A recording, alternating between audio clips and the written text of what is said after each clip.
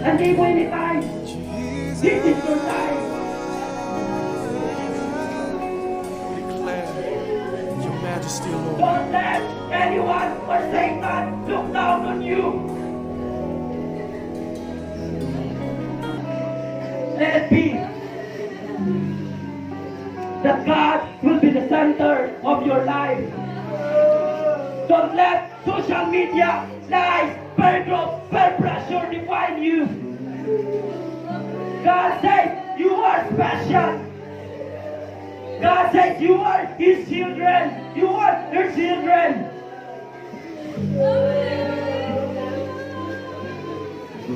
Amo ini ang time na imo i-unveil ang truth na imo, mga classmates. Amo ini ang time na imo i-unveil ang truth na imo family. Amo ini ang time na imo i-unveil ang truth na imo friends, na imo mga uyam, na imo mga natina.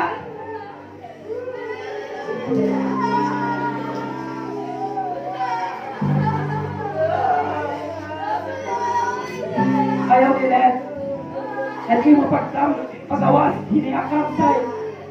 Ayaw tuguti, nasisigitan ka pa ni Satan.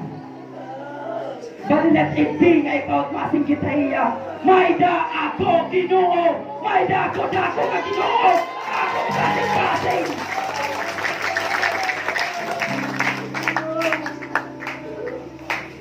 In Satan, waray ka maihimo.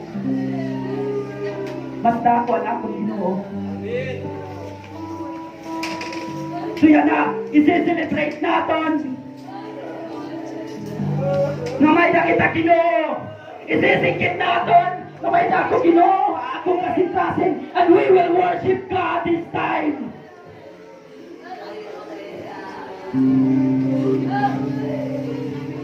So wala yung pagtanggalan niyo mga blindfold na nipakita natin na may nakita ko Ginoo atong kasintasin. This time we will worship God. We will celebrate because the truth set us free. And ang bay na kinakatanan. Let it be na iyong buliganan ninyong mga friends, family ng mga bay. Wala nang kabaturan. Let's worship God.